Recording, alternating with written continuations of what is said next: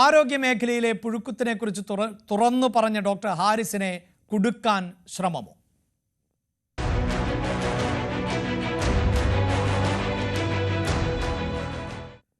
Thiruvananthapuram medical കോളേജിലെ urology തലവൻ doctor Haris ചിറക്കലിനെ കുടുക്കാനായി നടത്തിയ നീക്കം പൊളിയുകയാണ്. കാണാതായ മോസിലോസ്കോപ്പ് ഡോക്ടർ ഹാരിസിന്റെ മുറിയിൽ നിന്ന് കണ്ടെത്തിയെന്നായിരുന്നു നേരത്തെ പ്രിൻസിപ്പലിന്റെ അവകാശവാദം. എന്നാൽ കാണാതായ ഉപകരണമാണോ എന്ന് സ്ഥിരീകരിക്കാൻ പ്രിൻസിപ്പലിന് കഴിഞ്ഞിട്ടില്ല. റിപ്പയറിംഗിന് നൽകിയ മറ്റൊരു ഉപകരണമാണ് കണ്ടെടുത്തത് എന്നാണ് ഡോക്ടർ ഹാരിസ് പിന്നീട് വിശദീകരിച്ചത്. റിപ്പയറിംഗിന് അയച്ച കമ്പനിയും ഇക്കാര്യം സ്ഥിരീകരിച്ചിട്ടുണ്ട്. ഡോക്ടർ ഹാരിസിനെതിരായ ആരോപണം പുതിയ വഴിത്തിരിവിലാണ്. Medical college principal doctor PJ ജബ്ബാറിന്റെ പുതിയ വാദം ഇങ്ങനെയാണ്. ഈ മാസം 2, 6, 7 തീയതികളിലായി 3 തവണയാണ് യൂറോളജി വിഭാഗത്തിൽ പരിശോധന നടത്തിയത്. 6-ാം തീയതി നടത്തിയ പരിശോധനയിലാണ് കാണാതായ ഉപകരണം കണ്ടെത്തിയത്. എന്നാൽ 7-ന് വീണ്ടും നടത്തിയ പരിശോധനയിൽ ഒരു പുതിയ പെട്ടി ഡോക്ടറുടെ മുറിയിൽ നിന്നും കണ്ടെത്തി. ഈ പെട്ടിയിൽ നിന്നും കാണാതായ ഉപകരണം 2-ാം തീയതി വാങ്ങിയ ഒരു ബില്ലും കണ്ടെത്തുകയും ചെയ്തു. എന്നാൽ പെട്ടിയിലുണ്ടായിരുന്നത് മറ്റൊരു ഉപകരണവും. പുതിയ ഉപകരണമാണോ കണ്ടെത്തിയത് എന്നാണ് നിലവിലെ സംശയം. ഡോക്ടറുടെ ഔദ്യോഗിക മുറിയിൽ അനുവാദമില്ലാതെ ഒരാൾ കയറുന്ന ദൃശ്യങ്ങൾ CCTV വഴി കണ്ടെത്തിയിട്ടുമുണ്ട്. ഡോക്ടർ ഹാരിസിനെ സംശയമുനയിൽ നിർത്തുന്ന ആരോപണങ്ങളാണ് മെഡിക്കൽ കോളേജ് പ്രിൻസിപ്പളും സൂപ്രണ്ടും നടത്തിയത്. അവിടെ ഞങ്ങൾ ഒരു ഉപകരണം കണ്ടു, അത് പരിശോധിച്ചു. ഞങ്ങൾ ഒരു വിധത്തിൽ ഒരു സെറ്റ് ചെയ്യുന്ന സമയത്താണ് ചെറിയൊരു സംശയം, അവിടെ വേറൊരു ബോക്സും കൂടി ഇരിക്കുന്നു. പക്ഷേ ആ ബോക്സ് മിനിഞ്ഞാന്ന് കണ്ടില്ലായിരുന്നു. അങ്ങനെ ഒരു ബോക്സും കൂടെ കണ്ടപ്പോൾ അതും കൂടെ നോക്കിയപ്പോൾ അതിൽ ചെറിയ രീതിയിലുള്ള ബില്ലുകളും കാര്യങ്ങളും കണ്ടപ്പോൾ അതിൽ എന്തോ അസ്വാഭാവികത ഉണ്ട് എന്ന് തോന്നുകയും അങ്ങനെയാണ് വിശദമായിട്ട് ആ റൂം പരിശോധിക്കാൻ വേണ്ടിക്കൊണ്ട് വീണ്ടും ഞങ്ങൾ കുറച്ച് നേരം ഇരിക്കുകയും അതിനുശേഷം ഞങ്ങൾ നോക്കുകയും അതിനെപ്പറ്റി മനസ്സിലാക്കി പരിശോധിച്ച് ശരിയായ രീതിയിൽ റിപ്പോർട്ട് സർക്കാരിന് നൽകണം എന്നുള്ള ഉദ്ദേശത്തിലാണ് അത് ഇന്നലെ അവസാനിപ്പിച്ചത്. സംഭവം സർക്കാരിന് റിപ്പോർട്ട് ചെയ്ത് വിശദമായ അന്വേഷണമാണ് കോളേജ് അധികൃതർ ലക്ഷ്യമിടുന്നത്. അവധിയിലുള്ള ഡോക്ടർ ഹാരിസ് ഔദ്യോഗിക വിശദീകരണം നൽകിയിട്ടില്ല. പക്ഷേ തൻ്റെ റൂമിൽ കണ്ടെത്തിയ പെട്ടി മുമ്പ് റിപ്പയറിംഗിന് നൽകിയ മറ്റൊരു ഉപകരണത്തിൻ്റെതാണെന്നാണ് ഡോക്ടർമാരുടെ വാട്സപ്പ് ഗ്രൂപ്പ് വഴി ഡോക്ടർ ഹാരിസ് നൽകിയ വിശദീകരണം. ഇന്നലെ തന്നെ കുടുക്കാൻ ശ്രമം നടക്കുന്നുണ്ടെന്ന് ഡോക്ടർ ഹാരിസ് പറഞ്ഞതിന് പിന്നാലെ ഇന്ന് കോളേജ് അധികൃതർ നടത്തിയ വിശദീകരണം നിരവധി ചോദ്യങ്ങൾക്കിടവയ്ക്കുന്നു. ഹാരിസിനെ കുടുക്കാൻ ഗൂഢാലോചന നടക്കുന്നുണ്ടോ? ഉണ്ടെങ്കിൽ പിന്നിലാര്? ആരോഗ്യമന്ത്രിയാണ് പിന്നിലെന്ന് പ്രതിപക്ഷം ആരോപിച്ചു കഴിഞ്ഞു. കഫീൽ ഖാനെ BJP സർക്കാർ വേട്ടയാടിയതിനേക്കാൾ ക്രൂരമായിട്ടാണ് പിണറായി സർക്കാർ. എന്തായിരുന്നു ബഹളം കഫീൽ ഖാനെ വേട്ടയാടിയപ്പോൾ? അതിനേക്കാൾ ക്രൂരമായിട്ടാണ് ഡോക്ടർ ഹാരിസിനെ ആരോഗ്യമന്ത്രിയുടെ നേതൃത്വത്തിൽ ഈ വേട്ടയാടുന്നത്. ഗൂഢാലോചന നടത്തി വേട്ടയാടുക. മുഖ്യമന്ത്രി പിണറായി വിജയനോട് എൻ്റെ അഭ്യർത്ഥന, ആരോഗ്യ മന്ത്രിയോട് ഈ ഹീനമായ നീക്കത്തിൽ നിന്നും പിന്മാറണം എന്നങ്ങ് ആവശ്യപ്പെടണം. ഇതിനിടെ ഡോക്ടർ ഹാരിസിന് പൂർണ്ണ പിന്തുണയുമായി ഡോക്ടർമാരുടെ സംഘടനയും രംഗത്തെത്തിയിട്ടുണ്ട്. ഡോക്ടർ ഹാരിസിനെതിരായ ആരോപണത്തിലുണ്ടായ വഴിത്തിരിവിൽ വ്യക്തത വരുത്തേണ്ടത് ആരോഗ്യവകുപ്പാണ്. സിസ്റ്റത്തെ ചോദ്യം ചെയ്ത ഡോക്ടറെ സംശയത്തിന്റെ മുനയിൽ നിർത്താൻ ഗൂഢാലോചന നടക്കുന്നുണ്ടോ? വാർത്താ സമ്മേളനത്തിനിടെ ഉണ്ടായ ചില രംഗങ്ങൾ സംശയങ്ങൾ ബലപ്പെടുത്തുന്നു.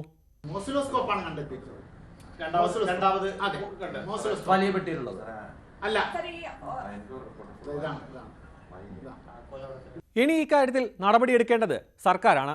വീഴ്ചകൾ ചോദ്യം ചെയ്ത സർക്കാർ ഉദ്യോഗസ്ഥനെതിരെ സർക്കാർ സംവിധാനങ്ങളുടെ പിൻബലത്തിൽ ഗൂഢാലോചന നടക്കുമോ? അതല്ല ഡോക്ടർ ഹാരിസിന്റെ ഭാഗത്തു നിന്നും വീഴ്ചയുണ്ടായെങ്കിൽ കണ്ടെത്തേണ്ടത് ഈ സംവിധാനങ്ങൾ തന്നെയാണ്. ന്യൂസ് 18 തിരുവനന്തപുരം. തിരുവനന്തപുരം മെഡിക്കൽ കോളേജിലെ സാഹചര്യം ഇതായിരുന്നുവെങ്കിൽ കോഴിക്കോട് മെഡിക്കൽ കോളേജിൽ വലിയ നാണക്കേടുണ്ടാക്കിയ ഒന്നായിരുന്നു ICU പീഡന കേസ്. ആ കേസിൽ പ്രതിയായ ജീവനക്കാരനെ പിരിച്ചുവിട്ടു. Attender M. ശശീന്ദ്രനെയാണ് ജോലിയിൽ നിന്ന് പിരിച്ചുവിട്ടത്. മെഡിക്കൽ കോളേജ് ഭരണനിർവഹണ വിഭാഗമാണ് ശശീന്ദ്രനെ പിരിച്ചുവിടാനുള്ള ശുപാർശ നൽകിയത്. ആശുപത്രിയിലെ ആഭ്യന്തര അന്വേഷണ റിപ്പോർട്ടിന്റെ അടിസ്ഥാനത്തിൽ പ്രിൻസിപ്പൽ നടപടി സ്വീകരിക്കുകയായിരുന്നു. നീതി കിട്ടിയതിൽ സന്തോഷമുണ്ടെന്ന് ICU കേസിലെ അതിജീവിത പറഞ്ഞു. തന്റെ പോരാട്ടം വിജയം കണ്ടുവെന്നും എല്ലാ സ്ത്രീകൾക്കും വേണ്ടിയായിരുന്നു പോരാട്ടമെന്നും അവർ കൂട്ടിച്ചേർത്തു. ചെറിയ തോതിലൊരു വിജയം തന്നെയാണല്ലോ. ഇത്രയും പോരാടി എൻ്റെ കൂടെ എല്ലാവരും പോരാടാനും വേണ്ടിയിട്ട് വെൽഫെയർ പാർട്ടിക്കാരും നൗഷാദൊക്കെ കൂടെ നിന്നിട്ടുണ്ട്. അപ്പോൾ അതിൻ്റെ ഒരു വിജയം നമുക്ക് എല്ലാവർക്കും ഒരുപോലെയാണ്. ചെറുതാണെങ്കിലും അതിലൊരു സന്തോഷമുണ്ട്. ഇനി അതുപോലെ തന്നെ ഡോക്ടർ പ്രീതിക്കെതിരെയും നഴ്സിംഗ് സൂപ്രണ്ടിനൊക്കെ എതിരെ പരാതി കൊടുത്തിട്ടുണ്ട്. അതിലും ഇതുപോലെ ഒരു നടപടി ഉണ്ടാവുമെന്ന് പ്രതീക്ഷിക്കുന്നു. 2023 മാർച്ച് 18-നാണ് തൈറോയ്ഡ് ശസ്ത്രക്രിയയ്ക്ക് ശേഷം ഐസിയുവിൽ അർദ്ധബോധാവസ്ഥയിലായിരുന്ന യുവതിയെ വടകര സ്വദേശിയും ആശുപത്രി ജീവനക്കാരനുമായിരുന്ന കെ ശശീന്ദ്രൻ പീഡിപ്പിക്കാൻ ശ്രമിച്ചത്. നിരവധി പ്രതിഷേധങ്ങൾക്ക് ശേഷമാണ് സംഭവത്തിൽ കേസെടുത്തതും അന്വേഷണം നടത്തിയതും. ആശുപത്രി ജീവനക്കാർ മൊഴിമാറ്റി പറഞ്ഞതും വിഷയത്തിൽ പ്രതിസന്ധി സൃഷ്ടിച്ചിരുന്നു. കുന്നമംഗലം കോടതിയിൽ കേസിന്റെ വിചാരണ നടപടികൾ പുരോഗമിക്കുകയാണ്. ന്യൂസ് 18 കോഴിക്കോട്. ഇനി നമുക്ക് സിനിമാ മേഖലയിലെ ചിലരുടെ മാനസികാരോഗ്യ നില കൂടി പരിശോധിക്കാം.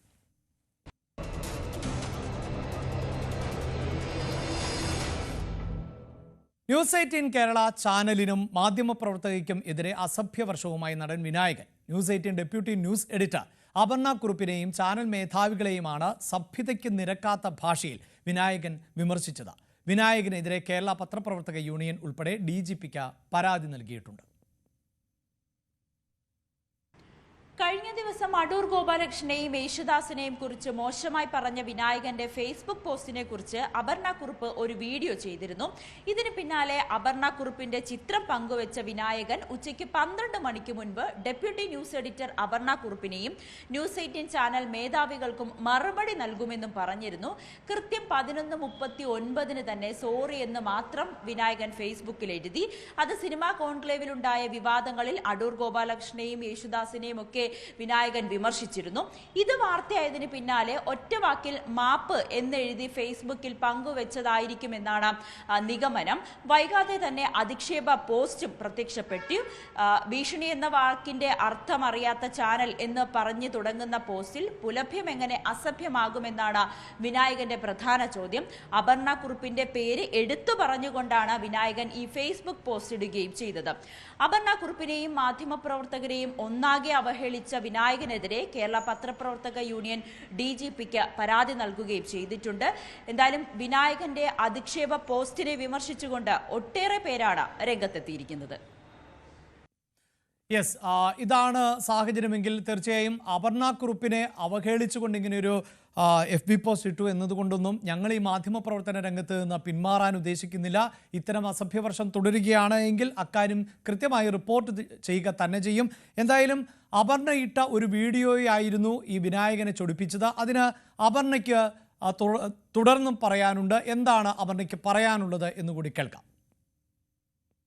സ്ത്രീകളെ കാണുമ്പോൾ നഗ്നതാ പ്രദർശനം നടത്തുന്ന ഞരമ്പ് രോഗികളോടും തെരുവിൽ നിന്ന് പച്ചത്തെറി വിളിച്ചു പറയുന്നവർക്കുമൊക്കെ മറുപടി കൊടുക്കേണ്ട കാര്യമില്ല എന്നാണ് പണ്ട് പറഞ്ഞിരുന്നത്. ലൈംഗികാവയവങ്ങളുടെ പേരുകൾ വിളിച്ചു പറഞ്ഞ് ഇവർ നടത്തുന്ന അസഭ്യം കേൾക്കുമ്പോൾ പേടിച്ച് മിണ്ടാതെ സ്ത്രീകൾ മാറിപ്പോകും. ആ കാലം പക്ഷേ കഴിഞ്ഞു പോയിരിക്കുന്നു വിനായക. മാധ്യമ പ്രവർത്തകരെ സ്ത്രീ ശരീരങ്ങളെന്ന് എടുത്തു പറയാൻ ഉത്സാഹം കാണിക്കുന്ന നിങ്ങൾ ദളിത് വിഭാഗത്തിനു വേണ്ടി ഒരു സമരവും നടത്തിയിട്ടുമില്ല, നടത്തുന്നുമില്ല. എറണാകുളത്ത് സ്വന്തം ഫ്ളാറ്റിലിരുന്ന് സിനിമാക്കാരനെന്ന പ്രിവിലേജ് എടുത്ത് ബാൽക്കണിയിൽ നിന്ന് നഗ്നത പ്രദർശിപ്പിക്കുന്ന ഒരു പൊതുശല്യം മാത്രമാണ് ഇപ്പോഴും നിങ്ങൾ. സ്ത്രീക്കെതിരെ പരസ്യമായ ഒരു പ്ലാറ്റ്ഫോമിൽ ഇങ്ങനെ വൃത്തികേട് പറയുമ്പോൾ അതിനെതിരെ ഉയരുന്ന സമൂഹ പ്രതിഷേധങ്ങളെ മറികടക്കാമെന്നുള്ള വ്യാമോഹം മാത്രമാണ് ജാതി എടുത്തെടുത്ത് പറഞ്ഞുള്ള നിങ്ങളുടെ ഇരവാദം. അവകാശ സമരങ്ങൾ ഇപ്പോഴും തുടരുന്ന ദളിത് വിഭാഗമോ വിവേചനങ്ങളുടെ വേദന ഇപ്പോഴും അനുഭവിക്കുന്ന അതിനെതിരെ പൊരുതുന്ന ഒരാണും പെണ്ണുമോ നിങ്ങളെന്ന വിഴുപ്പിനെ ഏറ്റെടുക്കില്ല. ദളിത് ആക്ടിവിസ്റ്റുകൾ പോലും നിങ്ങൾ നടത്തിയ അശ്ലീല സംഭാഷണങ്ങൾ ആരും മറന്നിട്ടില്ല. വിമർശനങ്ങൾക്ക് മറുപടി ഇല്ലെങ്കിൽ സ്ത്രീകളെ കേട്ടാൽ അറക്കുന്ന പച്ചത്തെറി വിളിക്കുന്നതും ആ പച്ചത്തെറിയൊക്കെ സ്വത്വവാദമാണെന്ന് പറയുന്നതുമൊക്കെ കേട്ട് കൈയടിക്കാൻ താങ്കളുടെ കൂടെ നിൽക്കുന്നത് അവകാശ സമരം നടത്തുന്ന ദളിത് വിഭാഗമല്ല, വെറും പെർവെർട്ടുകൾ മാത്രമാണ്. അവരല്ല കേരളം. നല്ല കലാകാരനാണ് താങ്കൾ. കമ്മട്ടിപ്പാടവും ജയിലറും പോലെയുള്ള സിനിമകളിലെ നിങ്ങളുടെ ഗംഭീര പ്രകടനങ്ങൾ ഞാനടക്കമുള്ള മാധ്യമരംഗത്തെ സ്ത്രീ ശരീരങ്ങൾ തിയേറ്ററുകളിൽ പോയി കണ്ടതാണ്, പ്രോത്സാഹിപ്പിച്ചതാണ്. പക്ഷേ അതിനർത്ഥം ആ പ്രിവിലേജ് കൊണ്ട് നിങ്ങൾ പറയുന്ന അശ്ലീലത്തെ പുരോഗമനമെന്ന് കരുതുമെന്നോ കേട്ട് പേടിച്ച് മിണ്ടാതിരിക്കുമെന്നോ അല്ല. ഇനിയും വിമർശിക്കും. ആവശ്യമെങ്കിൽ ഷോക്ക് ചികിത്സ തന്നെ നൽകണമെന്ന് പറയുകയും ചെയ്യും. പറഞ്ഞ് അവസാനിപ്പിക്കുന്നതിന് മുൻപ് ഒരു കാര്യം കൂടി. എൻ്റെ പേരിലെ വാലെടുത്ത് പറഞ്ഞ് ജാതി അധിക്ഷേപം നടത്തുകയാണ് ഞാനെന്ന ആരോപണങ്ങളുമായി നിങ്ങളുടെ പോസ്റ്റിന് താഴെ വന്ന കമന്റുകൾക്ക് ഒരു കവിതയിലെ 2 വരികൾ കൂടി പറഞ്ഞ് അവസാനിപ്പിക്കാം. പുലയാടി മക്കൾക്ക് പുലയാണ് പോലും, പുലയന്റെ മകനോട് പുലയാണ് പോലും, പുലയാടി മക്കളെ പറയുമോ നിങ്ങൾ, പറയനും പുലയനും പുലയായതെങ്ങനെ, പറയുമോ പുലയാടി മക്കൾ. ഈ കവിത എഴുതിയ ആ കുറിപ്പ് എൻ്റെ അച്ഛനാണ്. അതാണ് ഈ വിമർശനങ്ങൾക്ക് എനിക്കുള്ള മറുപടി. യെസ്, എന്തായാലും സിനിമാ മേഖലയിൽ നിന്ന് തന്നെയുള്ള മറ്റൊരു വാർത്ത റിപ്പോർട്ട് ചെയ്യേണ്ടി വരുന്നത് അത് തെരഞ്ഞെടുപ്പുമായി ബന്ധപ്പെട്ടാണ്. അമ്മയിലെ തെരഞ്ഞെടുപ്പ്, അതിനിടെയാണ് കാർഡ് വിവാദം, മെമ്മറി കാർഡ് വിവാദം കനക്കുന്നത്.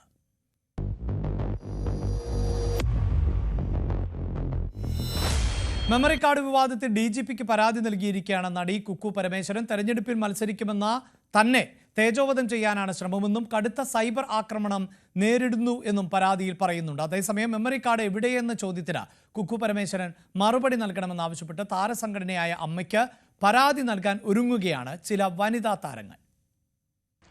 മെമ്മറി കാർഡിന്റെ പേരിൽ തനിക്കെതിരെ ഗൂഢാലോചന നടക്കുന്നതായാണ് നടി കുക്കു പരമേശ്വരൻ സംസ്ഥാന പോലീസ് മേധാവിക്ക് നൽകിയ പരാതിയിൽ പറയുന്നത്. മെമ്മറി കാർഡുമായി തനിക്ക് ഒരു ബന്ധവുമില്ല, അനാവശ്യമായി തന്റെ പേര് വലിച്ചിഴയ്ക്കുന്നു, താൻ കടുത്ത സൈബർ ആക്രമണം നേരിടുന്നതായും തെരഞ്ഞെടുപ്പ് മത്സരിക്കുന്ന തന്നെ തേജോവധം ചെയ്യാനാണ് ശ്രമമെന്നും കുക്കു നൽകിയ പരാതിയിൽ പറയുന്നുണ്ട്. ഉഷാ ഹസീനയ്ക്കും മറ്റ് 2 പേർക്കുമെതിരെയാണ് പരാതി നൽകിയിരിക്കുന്നത്. അതേസമയം ദുരനുഭവങ്ങൾ റെക്കോർഡ് ചെയ്ത മെമ്മറി കാർഡ് തിരികെ നൽകണമെന്നാവശ്യപ്പെട്ട് താരസംഘടനയായ അമ്മയ്ക്കും മുഖ്യമന്ത്രിക്കും വനിതാ കമ്മീഷനും മനുഷ്യാവകാശ കമ്മീഷനും DGPക്കും നടി ഉഷാ ഹസീന പരാതി നൽകുകയും ചെയ്തു. സ്ത്രീകൾ അനുഭവങ്ങൾ തുറന്നു പറഞ്ഞത് റെക്കോർഡ് ചെയ്തത് തെറ്റാണെന്ന് നടൻ ദേവൻ പ്രതികരിച്ചു. കാരണം അമ്മയ്ക്കൊരു കമ്മിറ്റി ഉണ്ട്, ആ കമ്മിറ്റിയിൽ വന്നിട്ട് എന്താണ്, അല്ലാതെ നമ്മളൊരു റെക്കോർഡ് ചെയ്യുക എന്നൊക്കെ പറഞ്ഞു കഴിഞ്ഞാൽ അത് ശരിയല്ല എന്നുള്ള ഒരു അഭിപ്രായക്കാരൻ ഞാനത്. അത് എന്തുകൊണ്ട് അമ്മ ആക്ഷൻ എടുത്തില്ല എന്നുള്ളത് നമുക്ക് നോക്കുമ്പോൾ അത് തെറ്റ് തന്നെയാണ്. പൊതുസമൂഹത്തിന് മുന്നിൽ വന്ന് ആരോപണം ഉന്നയിച്ചവർ എന്തുകൊണ്ട് കേസ് കൊടുക്കാൻ വൈകിയെന്ന് നടി മാല പാർവതി ചോദിച്ചു. ഈ ഉഷാ ഹസീനയും പൊന്നമ്മ ബാബു നേരത്തെ കൊടുത്തിരുന്നെങ്കിൽ ഈ വിവാദമല്ല ഉണ്ടോ? കൊടുത്താൽ പോരായിരുന്നോ? ഇതല്ലേ ആദ്യം തൊട്ടേ പറഞ്ഞുകൊണ്ടിരിക്കുന്നത്, നിങ്ങൾ കേസ് കൊടുക്കൂ, ഇവിടെ ഇങ്ങനെ മാധ്യമങ്ങളിൽ സംസാരിക്കല്ലേ, കേസ് കൊടുക്കൂ എന്ന് പറഞ്ഞുകൊണ്ടിരുന്ന. വനിതാ അംഗങ്ങളുടെ വെളിപ്പെടുത്തൽ റെക്കോർഡ് ചെയ്ത മെമ്മറി കാർഡ് ഉപയോഗിച്ച് കുക്കു ചില വനിതാ താരങ്ങളെ ഭീഷണിപ്പെടുത്തിയെന്നാണ് ആരോപണം.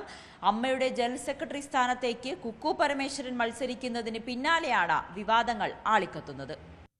നേരത്തെ സൂചിപ്പിച്ചു, കലാകാരൻ എന്ന പ്രിവിലേജ് വിനായകന് ബാധകമല്ല എന്ന്. അത് വേടനും ബാധകമല്ല.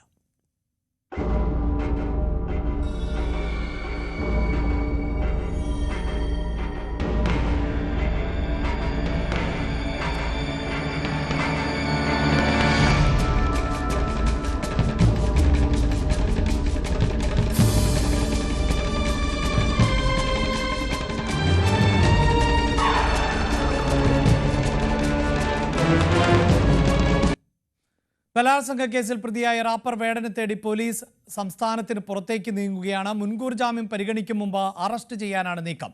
കോടതിയിൽ നൽകേണ്ട ജാമ്യാപേക്ഷയെ ശക്തമായി എതിർക്കുമെന്ന് സിറ്റി പോലീസ് കമ്മീഷണർ പുട്ടാ വിമലാദിത്യ പറയുകയും ചെയ്തു. ഹൈക്കോടതിയിൽ മുൻകൂർ ജാമ്യാപേക്ഷ പരിഗണിക്കുന്നുണ്ടെങ്കിലും കേസന്വേഷണത്തിൽ ഒരിളവും വേണ്ടെന്നാണ് പോലീസിന്റെ തീരുമാനം. സാധാരണ മുൻകൂർ ജാമ്യാപേക്ഷകൾ പരിഗണിക്കുമ്പോൾ അതിന്റെ തീരുമാനം വരാൻ അന്വേഷണ സംഘം കാത്തിരിക്കാറുണ്ട്. എന്നാൽ ഗുരുതര സ്വഭാവമുള്ള കേസായതിനാൽ ജാമ്യാപേക്ഷ പരിഗണിക്കുന്നതിന് മുൻപ് തന്നെ റാപ്പർ വേടനെ അറസ്റ്റ് ചെയ്യാനാണ് നീക്കം. വേടന്റെ ജാമ്യാപേക്ഷയെ കോടതിയിൽ പോലീസ് ശക്തമായി എതിർക്കുമെന്ന് സിറ്റി പോലീസ് കമ്മീഷണർ പുട്ടാ വിമലാദിത്യ പറഞ്ഞു. ജാമ്യാപേക്ഷ പരിഗണിക്കുന്നതിന് മുൻപ് തന്നെ കേസിന്റെ മൊഴി രേഖപ്പെടുത്തുന്നതിനുള്ള നടപടികൾ പൂർത്തിയാക്കുകയാണ്. പരാതിയിൽ പറയുന്നവരുടെ മൊഴികൾ രേഖപ്പെടുത്തുന്നു.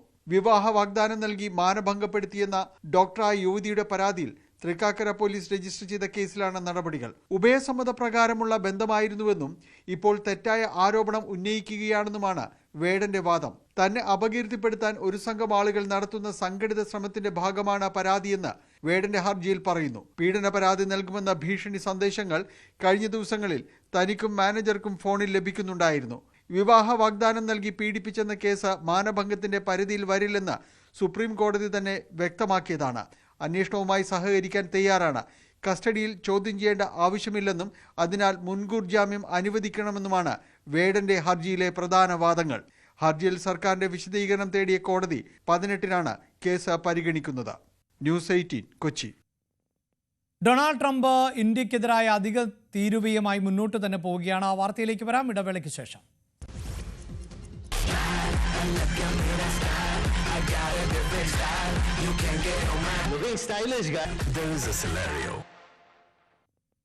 അധിക തീരുവ നടപ്പിലാക്കി ട്രംപ്.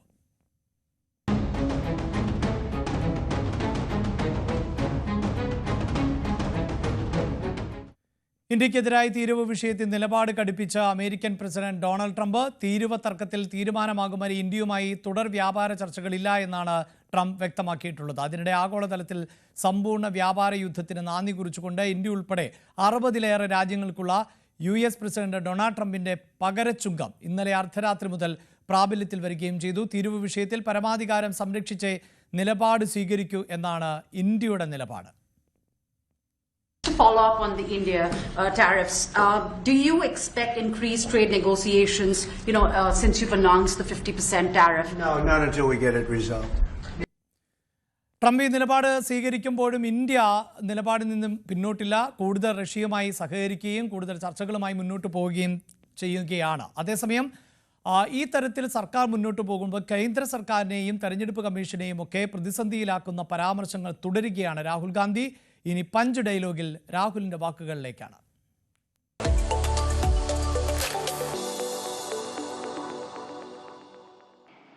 इसका foundation one man one vote, हर हिंदुस्तानी नागरिक को यह संविधान एक वोट का अधिकार देता है.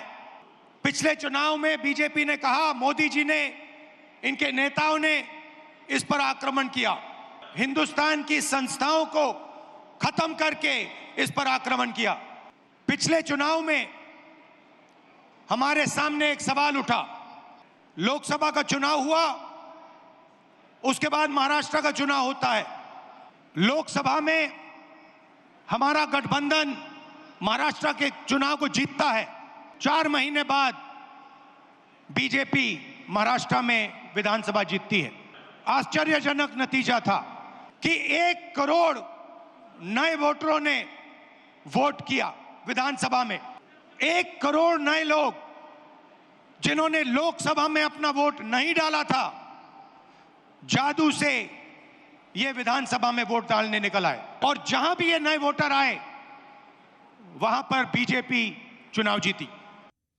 യെസ്, ഇത്തരത്തിലുള്ള വിമർശനം രാഹുൽ ഗാന്ധി ഉന്നയിക്കുമ്പോഴും ഇതിനെ കാര്യമായൊന്നും എടുക്കേണ്ടതില്ല, ഗൗരവത്തോടെ കാണേണ്ടതില്ല എന്നാണ് ഇപ്പോൾ BJPയുടെ നിലപാട്. കാരണം തെരഞ്ഞെടുപ്പ് കമ്മീഷൻ ആണല്ലോ ഇതിലൊക്കെ മറുപടി പറയേണ്ടത് എന്നാണ് അവർ പറഞ്ഞു വയ്ക്കുന്നത്. പക്ഷേ പാർലമെന്റിലടക്കം ഈ വിഷയങ്ങൾ വലിയ തോതിൽ ചർച്ചയാവുകയും പ്രതിഷേധത്തിന് ഇടവരുത്തുകയും ഒക്കെ ചെയ്തിരുന്നു. വിവരങ്ങളുമായി അജയ് സുധാ ബിജു ആണ് ചേരുന്നത്. അജയ്, BJPയെ സംബന്ധിച്ചിടത്തോളം ഇതിങ്ങനെ ഒഴുക്കൻ മട്ടിൽ തള്ളിക്കളഞ്ഞ് മുന്നോട്ട് പോകാൻ സാധിക്കുമോ? രാഹുൽ ഇന്നും അദ്ദേഹത്തിൻ്റെ ആരോപണങ്ങൾ ശക്തമാക്കി രംഗത്ത് വന്നിരിക്കുകയാണ് അഭിലാഷ്. അദ്ദേഹം ഇപ്പോൾ സാമൂഹ്യ മാധ്യമങ്ങളിലൂടെയും തൻ്റെ പ്രചരണം ശക്തമാക്കിയിട്ടുണ്ട്. ഇത്തരത്തിൽ സോഷ്യൽ മീഡിയയിൽ പ്രചരിപ്പിച്ച ഒരു റീലിലാണ് തെരഞ്ഞെടുപ്പ് കമ്മീഷൻ രാജ്യദ്രോഹ പ്രവർത്തനമാണ് ഇത്തരത്തിൽ ഈ വോട്ട് മോഷണത്തിലൂടെ നടത്തുന്നതെന്ന് രാഹുൽ ഗാന്ധി ആക്ഷേപിച്ചിരുന്നു. അതുപോലെ തന്നെ അദ്ദേഹത്തിൻ്റെ ആരോപണങ്ങൾ ഇന്ന് ഫ്രീഡം പാർക്കിൽ നടന്ന പ്രതിഷേധ സമ്മേളനത്തിൽ കൂടുതൽ ശക്തമാക്കുകയാണ് ചെയ്തത്. അദ്ദേഹം എടുത്തു പറഞ്ഞ മറ്റൊരു പ്രധാനപ്പെട്ട കാര്യം, മഹാരാഷ്ട്ര തെരഞ്ഞെടുപ്പിൽ ഈ ലോക്സഭാ തെരഞ്ഞെടുപ്പ് ആയപ്പോൾ അത് തങ്ങൾക്ക് ഫലം ഇന്ത്യ സഖ്യത്തിന് അനുകൂലമായിരുന്നു. എന്നാൽ നിയമസഭാ തെരഞ്ഞെടുപ്പിലേക്ക് വന്നപ്പോൾ 1 കോടി വോട്ടർമാരാണ് പുതുതായി ചേർന്നത്. ഈ 1 കോടി വോട്ടർമാരും BJPക്ക് വോട്ട് ചെയ്യുന്ന തരത്തിലുള്ള അത്ഭുതകരമായിട്ടുള്ള കാഴ്ച അന്നുണ്ടായി. അന്ന് തന്നെ ഞങ്ങൾക്ക് സംശയം തോന്നിയതാണ്. അന്ന് മുതൽ തെരഞ്ഞെടുപ്പ് കമ്മീഷനോട് ആവർത്തിച്ച് ഇതിൻ്റെ ഡേറ്റ ഹാജരാക്കാനായി ഞങ്ങൾ ആവശ്യപ്പെട്ടിരുന്നു. പ്രധാനമായിട്ടും CCTV ദൃശ്യങ്ങൾ ഹാജരാക്കാൻ ആവശ്യപ്പെട്ടു. അതുപോലെ തന്നെ ഈ വോട്ടേഴ്സ് ലിസ്റ്റിൻ്റെ സോഫ്റ്റ് കോപ്പി നൽകാനായിട്ടും ആവശ്യപ്പെട്ടിരുന്നു. എന്നാൽ ഇവയൊന്നും തന്നെ നൽകാൻ തെരഞ്ഞെടുപ്പ് കമ്മീഷൻ തയ്യാറായിട്ടില്ല. ഇപ്പോൾ ബാംഗ്ലൂർ സെൻട്രൽ മണ്ഡലത്തിലുള്ള ഒരു കണക്കാണ് രാഹുൽ ഗാന്ധി ഇന്നലെ ഉൾപ്പെടെ എടുത്തു പറഞ്ഞത്. അവിടെ നടത്തിയിട്ടുള്ള ഒരു രാഹുൽ ഗാന്ധി പറഞ്ഞത് തങ്ങളുടെ ടീമിൻ്റെ ഒരു കണ്ടെത്തലിലൂടെ ഇവിടെ ഫോം 6ൻ്റെ ദുരുപയോഗം നടന്നതായിട്ട് കണ്ടെത്തിയിട്ടുണ്ട്. അതുപോലെ തന്നെ ഇരട്ട വോട്ടുകളുണ്ട്. അതുപോലെ 100-ലധികം വോട്ടർമാർ ഒറ്റ വിലാസത്തിൽ തന്നെ ഉള്ളതായിട്ട് കണ്ടെത്തിയിട്ടുണ്ട്. ഇത്തരത്തിൽ നിരവധി ക്രമക്കേടുകൾ നടന്നതായിട്ട് കണ്ടെത്തിയിട്ടുണ്ട്. രാജ്യത്തെ മുഴുവൻ വോട്ടേഴ്സ് ലിസ്റ്റ് തങ്ങൾക്ക് തരികയാണെങ്കിൽ മറ്റ് മണ്ഡലങ്ങളിലും സമാനമായിട്ടുള്ള ക്രമക്കേടുകൾ നടന്നതായി തെളിയിക്കാമെന്നാണ് രാഹുലിൻ്റെ വെല്ലുവിളി. അതുപോലെ തന്നെ തെരഞ്ഞെടുപ്പ് കമ്മീഷൻ പറയുന്ന പ്രതിജ്ഞാപത്രത്തിൽ ഒപ്പിട്ട് നൽകണം, പരാതി നൽകണമെന്ന് പറയുന്ന വാദത്തിന് രാഹുൽ മറുപടി നൽകുന്നത് താൻ താൻ ഭരണഘടനയിലൂന്നി പ്രതിജ്ഞ ചെയ്ത് പ്രതിപക്ഷ നേതാവായിട്ടുള്ള ആളാണ്, തനിക്ക് മറ്റൊരു തരത്തിലും ഇനി ഒരു പ്രതിജ്ഞ ചെയ്യേണ്ട ആവശ്യമില്ല എന്നുള്ള തരത്തിലുള്ള വാദമാണ് രാഹുൽ ഗാന്ധി ഇന്ന് വേദിയിൽ ഉന്നയിച്ചത്. അതുപോലെ തന്നെ ഭരണഘടന ഉയർത്തിപ്പിടിച്ചുകൊണ്ടുള്ള ഒരു പ്രസംഗമാണ് അദ്ദേഹം ഇന്ന് ഫ്രീഡം പാർക്കിൽ നടത്തിയിട്ടുള്ളത് എന്നുള്ളത് ശ്രദ്ധേയമാണ്. ഇക്കാര്യത്തിൽ തെരഞ്ഞെടുപ്പ് കമ്മീഷൻ ഇപ്പോൾ മറുപടിയുമായി രാഹുലിൻ്റെ ഏറ്റവും പുതിയ വാദങ്ങൾക്ക് മറുപടിയുമായി രംഗത്തെത്തിയിട്ടുണ്ട്. തെരഞ്ഞെടുപ്പ് കമ്മീഷൻ പ്രസ്താവനയിലൂടെ പറയുന്നത് പഴയ വീഞ്ഞ് പുതിയ കുപ്പിയിലാക്കുകയാണ് രാഹുൽ ഗാന്ധി ചെയ്യുന്നത് എന്ന് തെരഞ്ഞെടുപ്പ് കമ്മീഷൻ പറയുന്നുണ്ട്. അതുപോലെ തന്നെ ആദിത്യ ശ്രീവാസ്തവയുടെ പേര് രാഹുൽ ഗാന്ധി ഇന്നലെ പത്രസമ്മേളനം നടത്തിയപ്പോൾ പ്രധാനമായിട്ടും എടുത്തുന്നയിച്ച പേരായിരുന്നു. 4 സംസ്ഥാനങ്ങളിൽ ഈ ആദിത്യ ശ്രീവാസ്തവയുടെ പേരുണ്ടായിരുന്നു. ഇയാളുടെ പേര് ഇതിന് മുമ്പ് തന്നെ ഈ 4 സംസ്ഥാനങ്ങളിൽ കണ്ടെത്തിയതിന് ശേഷം ഒഴിവാക്കിയിട്ടുള്ളതാണ് എന്ന് തെരഞ്ഞെടുപ്പ് കമ്മീഷൻ മറുപടി നൽകിയിട്ടുണ്ട്. അതുപോലെ തന്നെ മറ്റ് കാര്യങ്ങളിലൊന്നും തന്നെ അടിസ്ഥാനമില്ലാത്തതാണ്. രാഹുൽ ഗാന്ധി നേരത്തെ പറഞ്ഞതുപോലെ തന്നെ കൃത്യമായി തെളിവുകൾ ഉണ്ടെങ്കിൽ അവ ഹാജരാക്കി പ്രതിജ്ഞാപത്രത്തിൽ ഒപ്പിട്ട് പരാതി നൽകാൻ തയ്യാറാകണം എന്നുള്ള ഒരു കാര്യമാണ് തെരഞ്ഞെടുപ്പ് കമ്മീഷൻ പറയുന്നത്. ഇനി അടുത്ത ബീഹാർ തെരഞ്ഞെടുപ്പ് നടന്നതിന് ശേഷമായിരിക്കും അടുത്ത ഘട്ടത്തിൽ ഇത്തരത്തിൽ ആരോപണം ഉന്നയിക്കുക എന്നും തെരഞ്ഞെടുപ്പ് കമ്മീഷൻ പറയുന്നു. എന്തായാലും ഈ പോര് ശക്തമാക്കാൻ തന്നെയാണ് ഇന്ത്യ മുന്നണിയുടെയും അതുപോലെ തന്നെ കോൺഗ്രസിന്റെയും തീരുമാനം.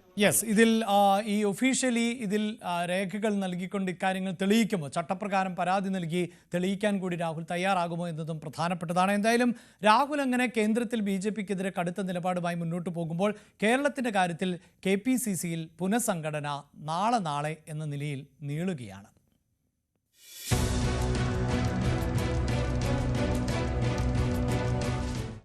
കോൺഗ്രസ് പുനഃസംഘടനാ ചർച്ച അനിശ്ചിതത്വത്തിലാണ്. തിരുവനന്തപുരം DCC അധ്യക്ഷ സ്ഥാനത്തെ ചൊല്ലിയുള്ള തർക്കമാണ് പ്രതിസന്ധിക്ക് കാരണം. N ശക്തൻ തുടരണമെന്ന ഒരു വിഭാഗം നിലപാടെടുക്കുകയും മറുവിഭാഗം ഇതിനെ എതിർക്കുകയും ചെയ്തതോടെയാണ് ചർച്ച വഴിമുട്ടിയത്. ഗ്രൂപ്പ് നേതാക്കളുമായും പാർട്ടിയിൽ നിർണായക സ്വാധീനമുള്ള മുതിർന്ന നേതാക്കളുമായും അവസാനഘട്ട ചർച്ചകൾ പൂർത്തിയാക്കി അനുനയ നീക്കത്തിലൂടെ പുനഃസംഘടനാ പട്ടിക പുറത്തുവരാനിരിക്കെയാണ് തിരുവനന്തപുരം DCC അധ്യക്ഷ സ്ഥാനത്തെ ചൊല്ലി തർക്കം രൂക്ഷമാകുന്നത്.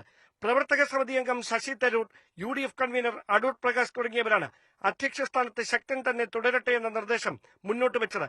എന്നാൽ പ്രതിപക്ഷ നേതാവ് VD സതീശൻ മുമ്പോട്ട് വെച്ച ചെമ്പഴന്തി അനിലിന്റെയും രമേശ് ചെന്നിത്തല നിർദ്ദേശിച്ച ശരത്ചന്ദ്ര പ്രസാദിന്റെയും പേരുകൾക്ക് പുറമെ M Vincent, Manacaud Suresh, KS Sabarinathan, RV Rajesh തുടങ്ങിയ പേരുകളും നേതൃത്വത്തിന്റെ പരിഗണനാ പട്ടികയിൽ ഇടം പിടിച്ചിരുന്നു. ശക്തനെ തുടരാൻ അനുവദിക്കുന്നതിലൂടെ തദ്ദേശ തെരഞ്ഞെടുപ്പിൽ നാടാർ വിഭാഗത്തിന്റെ പിന്തുണ ഉറപ്പാക്കാനാകുമെന്നാണ് അദ്ദേഹത്തെ അനുകൂലിക്കുന്നവരുടെ വാദം. എന്നാൽ ഇതിന് കനത്ത വില നൽകേണ്ടി വരുമെന്നാണ് പാർട്ടിയിലെ രണ്ടാം നിരയുടെ ആക്ഷേപം. അതേസമയം എറണാകുളം, തൃശൂർ, പത്തനംതിട്ട, മലപ്പുറം, കണ്ണൂർ ജില്ലകളിൽ നിലവിലെ DCC അധ്യക്ഷന്മാർ തുടർന്നേക്കും. അതിനിടെ പാർട്ടി അധ്യക്ഷ സ്ഥാനത്ത് നിന്ന് K സുധാകരനെ നീക്കാൻ രഹസ്യ ഇടപെടൽ നടത്തിയ KPCC ജനറൽ സെക്രട്ടറിയെ വൈസ് പ്രസിഡന്റ് സ്ഥാനത്തേക്ക് പരിഗണിക്കുന്നതിനെതിരെ സുധാകരൻ പക്ഷവും എതിർപ്പ് പരസ്യമാക്കിയിരിക്കുകയാണ്. സുധാകരനെ അധ്യക്ഷ സ്ഥാനത്ത് നിന്ന് മാറ്റാൻ ഹൈക്കമാൻഡിലെ ഒരു പ്രമുഖനുമായി അണിയറ നീക്കം നടത്തിയതിനുള്ള പ്രതിഫലമായാണ് ഇയാളെ വൈസ് പ്രസിഡന്റ് സ്ഥാനത്തേക്ക് പരിഗണിക്കുന്നതെന്നാണ് സുധാകരന്റെ ആക്ഷേപം. ഈ നീക്കത്തിനെതിരെ പ്രവർത്തക സമിതി അംഗം കൂടിയായ K സുധാകരൻ പരസ്യ നിലപാട് സ്വീകരിച്ചേക്കുമെന്നാണ് സൂചന. എതിർപ്പുകൾ വകവയ്ക്കാതെ പുനഃസംഘടനാ പട്ടിക പുറത്തിറക്കിയാൽ തുടർന്നുണ്ടാകുന്ന പൊട്ടിത്തെറി തെരഞ്ഞെടുപ്പ് ഒരുക്കങ്ങളെ പ്രതികൂലമായി ബാധിച്ചേക്കുമെന്ന ആശങ്കയാണ് നേതൃത്വത്തെ കുഴയ്ക്കുന്നത്. Dan Kurian, News 18, Thiruvananthapuram. അതേസമയം BJPയിലേക്ക് വരുമ്പോൾ അവിടെ BJPയിൽ വലിയ തോതിലുള്ള പടലപ്പിണക്കങ്ങൾ നടക്കുന്നുണ്ട്. അത് BJP കോർ കമ്മിറ്റി രൂപീകരണത്തിൽ ചില വനിതാ നേതാക്കൾക്കുള്ള എതിർപ്പാണ് കാരണം. അങ്ങനെ പാർട്ടി ഗ്രൂപ്പിൽ തന്നെ ഈ എതിർപ്പ് അറിയിച്ചുകൊണ്ടുള്ള ഒരു സന്ദേശം പുറത്തു വന്നിട്ടുണ്ട്. എതിർപ്പ് അറിയിച്ചത് മുൻ സംസ്ഥാന വക്താവ് TP സിന്ധുമോൾ ആണ്. കോർ കമ്മിറ്റിയിൽ കൂടുതൽ സ്ത്രീകളെ ഉൾപ്പെടുത്താത്തതിൽ ആണ് ഈ വിമർശനം. അതായത് കോർ കമ്മിറ്റിയിലെ 21 അംഗങ്ങളിൽ 21 പേർ, അതായത് കോർ കമ്മിറ്റിയിൽ 21 പേരും പുരുഷന്മാരാണ്, ഒരു സ്ത്രീ മാത്രമേ ഉള്ളൂ. അതിനെ കോറിൽ 21 നാരായണന്മാരും ഒരു നാരായണിയും മാത്രം എന്നാണ് ഇപ്പോൾ പരിഹസിച്ചുകൊണ്ട് രംഗത്ത് വന്നിട്ടുള്ളത് എന്നതാണ്. അതും ഒരു വനിത തന്നെയാണ്. ഇത്തരത്തിലൊരു മുതിർന്ന BJP നേതാവും വനിതയും ആണ് ഇങ്ങനെ, സിന്ധുമോൾ ആണ് ഇത്തരത്തിലൊരു വിമർശനം ഉന്നയിക്കുന്നത് എന്നതാണ്. ഇതിനെ ആരെങ്കിലും ഏറ്റുപിടിക്കുമോ വരും ദിവസങ്ങളിൽ എന്നാണ് കണ്ടറിയേണ്ടത്. CPIയിലേക്ക് വരുമ്പോൾ CPI മുന്നണി വിടേണ്ട സമയം കഴിഞ്ഞുവെന്ന് CPI തിരുവനന്തപുരം ജില്ലാ സമ്മേളനത്തിൽ പ്രതിനിധികൾ വിമർശിക്കുകയാണ്. നാറിയവനെ ചുമന്നാൽ ചുമന്നവനും നാറും എന്ന വിമർശനം ആണ് ഉയർന്നത്. വി അരുൺ ആണ് ചേരുന്നത്. അരുൺ, വലിയ വിമർശനമാണ്, പ്രത്യേകിച്ച് കാലങ്ങളായി മുന്നണിയുടെ ഭാഗമാണ്, പക്ഷേ അവിടെ ഒരു ഏകാധിപത്യ സ്വഭാവമാണ് CPM-നുള്ളത് എന്ന ഒരു വിമർശനമൊക്കെ CPI-ക്കുള്ളിൽ ഉണ്ട്. പക്ഷേ ഇതിപ്പോൾ അതിനേക്കാൾ കടന്ന് വിമർശനം പോവുകയാണോ? തീർച്ചയായിട്ടും വലിയ വിമർശനമാണ് CPM-നെതിരെ സമ്മേളനത്തിൽ CPI-യുടെ തിരുവനന്തപുരം ജില്ലാ സമ്മേളനത്തിൽ ഉയർന്നത്. പിണറായി സർക്കാർ എന്നാണ് പലപ്പോഴും പറയുന്നത്. ഇത് പിണറായി സർക്കാരിലെ ഇടതു മുന്നണി സർക്കാരാണ് എന്ന് വേണം പറയേണ്ടത്. ഒന്നാം പിണറായി സർക്കാർ, രണ്ടാം പിണറായി സർക്കാർ എന്നല്ല പറയേണ്ടത്. ഈ CPM പലപ്പോഴും കേന്ദ്ര സർക്കാരിന്റെ നയങ്ങൾക്ക് സമാനമായാണ് മുന്നോട്ട് പോകുന്നത്. കോർപ്പറേറ്റുകളെ പിന്തുണയ്ക്കുന്നുണ്ട് സർക്കാർ. അതുപോലെ തന്നെ CPI വകുപ്പുകളെ തഴந்தாഴ്ത്തുന്നു. CPI വകുപ്പുകൾക്ക് പണം നൽകുന്നില്ല എന്ന വിമർശനമുണ്ട്. ഹോർട്ടികോർപ്പിനെ പോലുള്ള വകുപ്പുകൾ, അതുപോലെ സിവിൽ സപ്ലൈസ് പോലുള്ള വകുപ്പുകൾക്ക് തുക നൽകാതെ അവരുടെ പ്രവർത്തനം തടസ്സപ്പെടുത്തുന്നു എന്ന വിമർശനവും ഉയർന്നു വന്നു. ഈ വിഷയത്തിൽ പല കാര്യങ്ങളിലും CPM-നെ ശക്തമായി എതിർക്കാൻ CPI നേതാക്കൾ കഴിയുന്നില്ല. ബിനോയ് വിശ്വത്തെ രൂക്ഷ വിമർശനവും പരിഹാസത്തോടു കൂടിയാണ് പ്രതിനിധികൾ സമ്മേളനത്തിൽ അദ്ദേഹത്തിനെതിരെ രംഗത്ത് വന്നത്. ബിനോയ് വിശ്വം വെടിച്ചപ്പാടാണ് എന്ന് പരിഹസിച്ചു. എന്തു പറയുന്നു അദ്ദേഹത്തിനും പോലും അറിയാത്ത സാഹചര്യമാണ്. ഗുളിക കഴിക്കും പോലെയാണ് പലപ്പോഴും പ്രസ്താവനകൾ. രാവിലെ ഒന്ന്, ഉച്ചയ്ക്ക് മറ്റൊന്ന്, വൈകിട്ട് വേറൊന്ന് എന്ന രീതിയിലാണ് പറയുന്നത്. വെളിയത്തെയും ചന്ദ്രപ്പനെയും കണ്ട് പഠിക്കണം. CPI നേതാക്കളെ കാണുമ്പോൾ സെക്രട്ടറിക്കും മന്ത്രിമാർക്കും മുട്ടിടിക്കുകയാണ്. AK സെന്ററിൽ പോയി ചായ കുടിച്ച് കുശലം പറഞ്ഞ് മടങ്ങുന്നു എന്ന വിമർശനവും ഉയർന്നു. നേരത്തെ പുറത്തുവിട്ട CPI-യിലെ ഒരു ജാതി വിവാദമുണ്ട്. അത് സമ്മേളനത്തിലും ഉയർന്നു വന്നു. ഒരു ലഘുലേഖയാണ് ന്യൂസ് 18 നേരത്തെ പുറത്തുവിട്ടത്. ഈ CPI-യിലെ ജാതി വിവേചന ആരോപണവുമായി ബന്ധപ്പെട്ട് ഇപ്പോൾ അത് ജില്ലാ സമ്മേളനത്തിലും അത് ആരോപണമായി ഉയർന്നു വന്നു. CPI ജാതി വിവേചനമുണ്ട്, പിന്നാക്ക വിഭാഗങ്ങൾ അവഗണിക്കുന്നു. സംസ്ഥാന എക്സിക്യൂട്ടീവ് അംഗം N രാജനെ പോലും തരം താഴ്ത്തുന്ന വിമർശനമുണ്ടായി. പ്രചരണ മാധ്യമങ്ങൾ അവസാനമാണ് അദ്ദേഹത്തിന്റെ പേര് ചേർക്കുന്നത്. ഇതാണ് ഈ ജാതി വിവേചന ഉദാഹരണമായി പ്രതിനിധികൾ ചൂണ്ടിക്കാട്ടിയത്. മുന്നണി വിടേണ്ട സമയം കഴിഞ്ഞു. CPI-CPM ബന്ധം ഉപേക്ഷിക്കണമെന്ന് പ്രതിനിധികൾ ആവശ്യപ്പെട്ടു. പാള കീറും പോലെ നമ്മളെ കീറി എറിഞ്ഞവരാണ് CPM-കാർ. എന്നിട്ട് ഇപ്പോഴും അവർക്കൊപ്പം പോയി നിൽക്കുകയാണ് നമ്മൾ. നാറിയവരെ ചുവന്നാൽ ചുവന്നവനും നാറും. മുന്നണി ബന്ധം ഇനിയെങ്കിലും പുനരാലോചിക്കണമെന്ന ആവശ്യവും ഉയർന്നു വന്നു. CPI മന്ത്രിമാർക്കെതിരെയും രൂക്ഷ വിമർശനങ്ങൾ ഈ സമ്മേളനത്തിലുണ്ടായി. രാഷ്ട്രീയ റിപ്പോർട്ടിന്മേലുള്ള ചർച്ചയിലാണ് ഇത്രയധികം വിമർശനങ്ങൾ. സംഘടനാ റിപ്പോർട്ടിന്മേൽ നാളെ ചർച്ച നടക്കും. പുതിയ കമ്മിറ്റിയും നാളെ തിരഞ്ഞെടുക്കും. അഭിലാഷ്, ഇതാണ് നിലവിലെ സാഹചര്യം. എന്തായാലും CPI-യിൽ വലിയ വിമർശനമാണ് ഉയരുന്നത്. പ്രത്യേകിച്ച് പിണറായി സർക്കാർ എന്ന പരാമർശം, അല്ലെങ്കിൽ അത്തരത്തിലല്ല ഈ സർക്കാരിനെ വിലയിരുത്തേണ്ടത്, ഇടത് സർക്കാർ എന്നാണ് കണക്കാക്കേണ്ടത്. അങ്ങനെയൊന്നുമല്ല സംഭവിക്കുന്നത് എന്നാണ് പറയുന്നത്. ഇനി നമുക്ക് ആലപ്പുഴയിലെയും ചേർത്തലയിലെയും ദുരൂഹത സംബന്ധിച്ച വിവരങ്ങളിലേക്കാണ് പോകേണ്ടത്. അതിനു മുമ്പ് ഒരു ഇടവേള കൂടി. ആരാണ് സൈക്കോ സെബാസ്റ്റ്യൻ?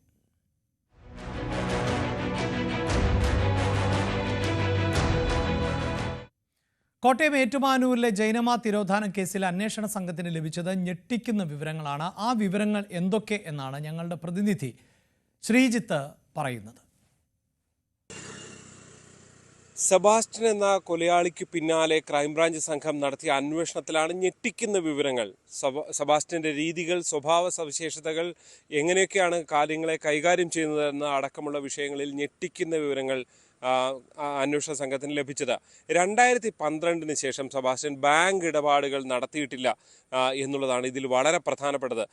ഇത്തരം ആളുകളിൽ നിന്ന് കണ്ടെത്തുന്ന പണം, വസ്തു ഇടപാടുകളിൽ നിന്നടക്കം കണ്ടെത്തുന്ന പണം ബിഗ് ഷോപ്പറിൽ കൊണ്ടു നടക്കുന്ന രീതിയാണ്. അതിനുശേഷം ബ്ലേഡിനടക്കം പലിശയ്ക്ക് പണം കൊടുക്കുന്ന രീതിയും സെബാസ്റ്റ്യൻ ഉണ്ടായിരുന്നു എന്ന് അന്വേഷണ സംഘം കണ്ടെത്തുന്നു. പ്രത്യേകിച്ച് ബിന്ദു പത്മനാഭൻ കേസുമായി ബന്ധപ്പെട്ട് അതിൽ ഈ ബാങ്കുമായി ബന്ധപ്പെട്ട ഇടപാടുകളൊക്കെ വന്ന് പിടിക്കപ്പെട്ടതോടെയാണ് ബാങ്ക് അക്കൗണ്ട് ഫ്രീസ് ചെയ്യുന്ന സാഹചര്യമൊക്കെ വന്നിരുന്നു. അതിനുശേഷമാണ് ബാങ്ക് ഇടപാടിൽ നിന്ന് പരിപൂർണമായും മാറി തെളിവുകളില്ലാതിരിക്കാൻ ഇങ്ങനെ ചില രീതികളിലേക്ക് സെബാസ്റ്റ്യൻ കടന്നത് എന്നുള്ളതാണ് ഏറ്റവും പ്രധാനപ്പെട്ടത്. മറ്റൊരു പ്രധാനപ്പെട്ട കണ്ടെത്തൽ 6 വർഷം കൂടുമ്പോഴാണ് ഇത്തരം ക്രൈമുകളിലേക്ക് സെബാസ്റ്റ്യൻ കടന്നത് എന്നുള്ളതാണ്. അതായത് ഏതാണ്ട് 2006 ബിന്ദു പത്മനാഭൻ, അതിനുശേഷം 2012, പിന്നീട് 2018, 2024 ജൈനമ്മ കേസ്. ഈ നിലയിലാണ് പോകുന്നത്. അതിന് പ്രധാന കാരണമായി അന്വേഷണ സംഘം കാണുന്നത് എന്തെങ്കിലും ക്രിമിനൽ സംഭവങ്ങൾ ചെയ്താൽ, കൊലപാതകങ്ങൾ ചെയ്താൽ അതിൻ്റെ തെളിവ് പൂർണ്ണമായും നശിപ്പിക്കുക, അതുവരെ കാത്തിരിക്കുക എന്നുള്ളതായിരുന്നു സെബാസ്റ്റ്യൻ്റെ ഒരു രീതി എന്നുള്ളതാണ്. മറ്റൊന്നുള്ളത് ഈ കേസുകൾ തമ്മിൽ ബന്ധമുണ്ട് എന്ന വളരെ നിർണായകമായ കണ്ടെത്തലും കോട്ടയത്തെ അന്വേഷണ സംഘം കണ്ടെത്തിയിരിക്കുന്നു എന്നുള്ളതാണ്. അതിബുദ്ധിമാനാണ് സെബാസ്റ്റ്യൻ എന്നുള്ളതാണ്. അതായത് ഒരാളുമായി സംസാരിക്കുകയാണെങ്കിൽ വളരെ വേഗം അയാളെക്കുറിച്ച് മനസ്സിലാക്കി അയാൾക്ക് ഇഷ്ടപ്പെടുന്ന രീതിയിൽ അയാൾക്ക് വേണ്ട വിഷയങ്ങൾ സംസാരിച്ച് അയാളെ വരുതിയിലാക്കാൻ സെബാസ്റ്റ്യൻ അതിബുദ്ധിമാനാണ് അത്തരം കാര്യങ്ങളിൽ എന്നുള്ളതാണ് അന്വേഷണ സംഘത്തിന് ചോദ്യം ചെയ്യലടക്കം മനസ്സിലായത്. അതേപോലെ തന്നെ ആളുകളെ ഉദ്യോഗസ്ഥരെ എന്ത് ചോദ്യം ചോദിക്കും എന്നതടക്കം കൃത്യമായി മനസ്സിലാക്കുന്നു. അങ്ങനെ മനസ്സിലാക്കി ഏറ്റവും ഒടുവിൽ ഉത്തരങ്ങളിലേക്ക് എത്താതെ വഴുതി പോകാനും സെബാസ്റ്റ്യന് കഴിയുന്നുണ്ട്.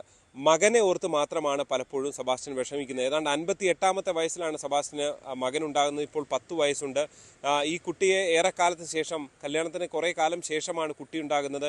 അതിന് സംസാര ശേഷിയുമായി ബന്ധപ്പെട്ട പ്രശ്നങ്ങളുണ്ടായിരുന്നു. ഇതിനെല്ലാം ചികിത്സയൊക്കെ നൽകുകയൊക്കെ ചെയ്തതാണ്. ആ നിലയിലാണ് മുന്നോട്ട് കൊണ്ടുപോയത് മകൻ്റെ കാര്യത്തിൽ എന്നുള്ളതാണ്. എന്തായാലും ഒരു കാര്യമുള്ളത്, ഇങ്ങനെയൊക്കെ ബുദ്ധി പല കാര്യത്തിലും കാണിക്കുമ്പോഴും അതിബുദ്ധി സെബാസ്റ്റ്യനെ കുടുക്കി. ഇപ്പോൾ ബിന്ദു പത്മനാഭൻ കേസിലും പിന്നീട് ബിന്ദു പത്മനാഭൻ ജീവിച്ചിരിപ്പുണ്ട് എന്ന് വരുത്തി തീർക്കാനുള്ള പല ശ്രമങ്ങളും നടത്തി. ഏറ്റവും ഒടുവിൽ ജൈനമ്മ കേസിലും ജൈനമ്മയുടെ ഫോൺ ഉപയോഗിച്ച് മിസ് കോൾ അടിച്ചുകൊണ്ട് ജൈനമ്മ ജീവിച്ചിരിപ്പുണ്ട് എന്ന് കുടുംബങ്ങളെ ബോധ്യപ്പെടുത്താൻ വേണ്ടിയുള്ള ശ്രമം നടത്തി എന്നുള്ളതാണ്. പക്ഷേ അത് ഈ പുതിയ കാലത്ത് CCTV-കളുടെയൊക്കെ കാലത്ത് മൊബൈൽ ടവർ ലൊക്കേഷനൊക്കെ പരിശോധിച്ചുകൊണ്ട് കേസ് അന്വേഷിക്കുന്ന കാലത്ത് സെബാസ്റ്റ്യനെ കുടുക്കി എന്നുള്ളതാണ്. അതാണ് ഈരാറ്റുപേട്ടയിലെ കടയിൽ CCTV-യിൽ സെബാസ്റ്റ്യൻ ജൈനമ്മയുടെ ഫോണുമായി നിൽക്കുന്ന ദൃശ്യങ്ങൾ പിടിച്ചതിലൂടെ വ്യക്തമാകുന്നത്. എന്തായാലും സാധാരണഗതിയിലുള്ള ഒരു പെട്ടെന്നുണ്ടാകുന്ന ക്രിമിനലുകൾ നടത്തുന്ന കൊലപാതകമല്ല സെബാസ്റ്റ്യൻ നടത്തിയിട്ടുള്ളത്. അത് കൃത്യമായ ഇടവേളകളിലാണ് എന്നുള്ളതാണ്. ഇത്തരം സംഭവങ്ങളിലൊക്കെ തെളിവ് കണ്ടെത്താൻ കഴിയുമോ എന്നുള്ളതാണ്, കൂടുതൽ ശാസ്ത്രീയ പരിശോധനാ ഫലങ്ങൾ കണ്ടെത്താൻ കഴിയുമോ എന്നുള്ളതാണ്. അതിനുവേണ്ടിയുള്ള ശ്രമമാണ് കോട്ടയത്തെ അന്വേഷണ സംഘം നടത്തുന്നത്. G Sreejith, news 18 Kottayam. Yes, കോട്ടയത്ത് ഇതാണ് അന്വേഷണ സംഘം നടത്തുന്നത് എങ്കിൽ ധർമ്മസ്ഥലയിൽ എന്താണ്?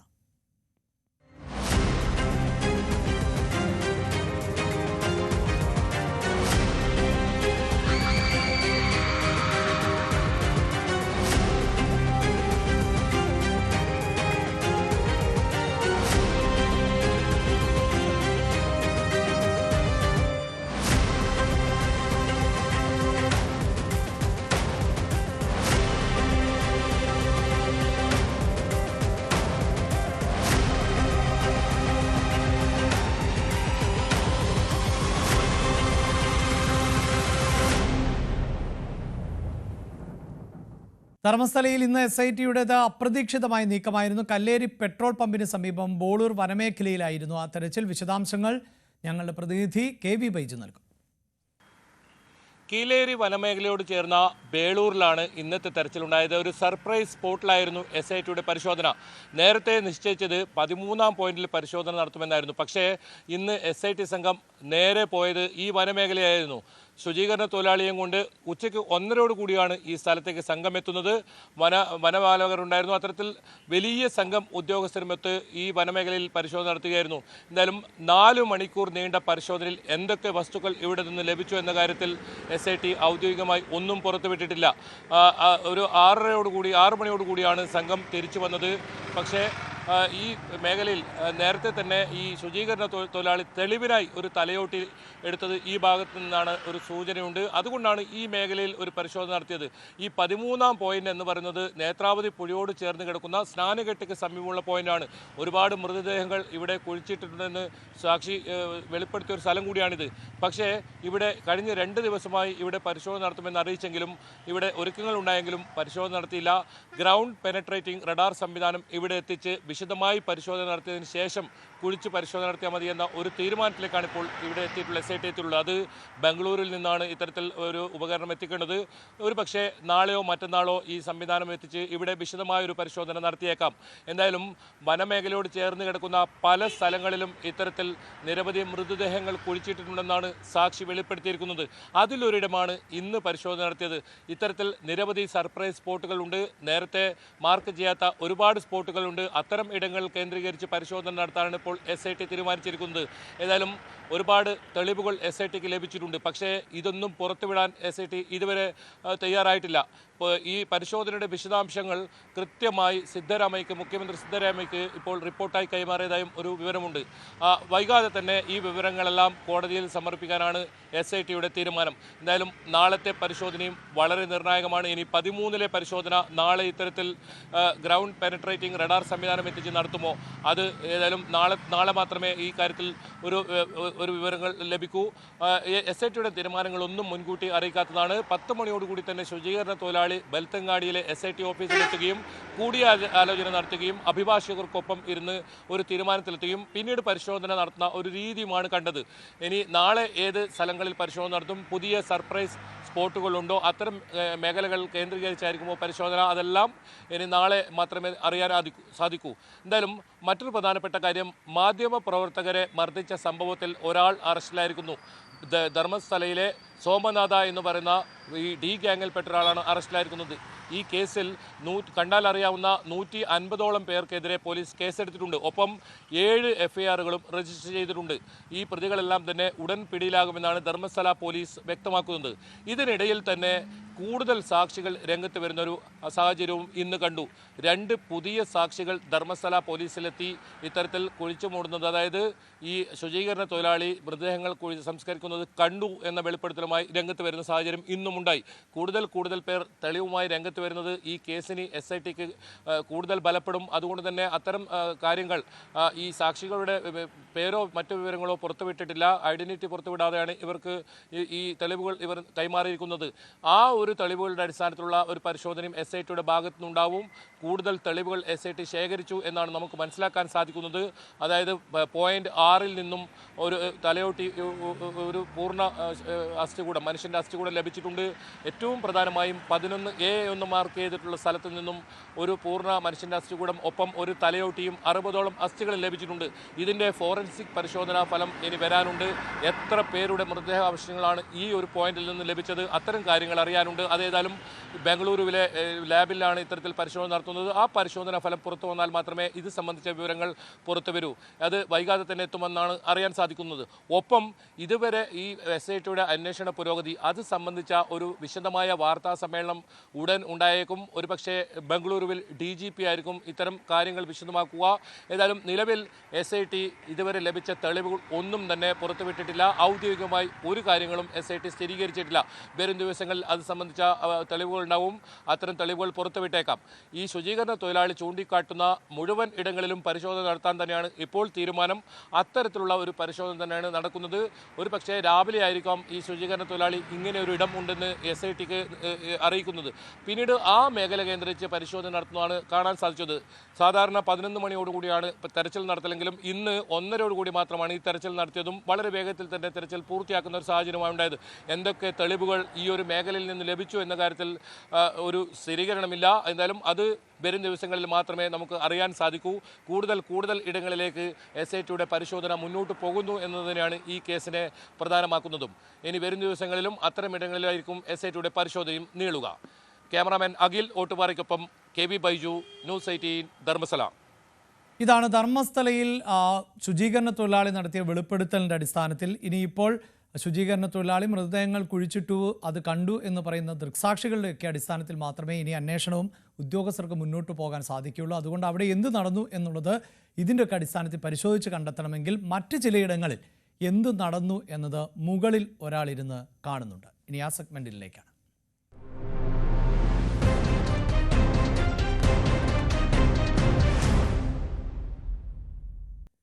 നിങ്ങൾ ചെയ്യുന്ന പ്രവൃത്തികൾ കാണാൻ മുകളിൽ ഇങ്ങനെ ഒരാൾ പലയിടത്തുമുണ്ട് എന്ന് ഓർമ്മിപ്പിച്ചുകൊണ്ട് ഇന്നത്തെ ന്യൂസ് at 9 പൂർണ്ണമാകുന്നു. നമസ്കാരം.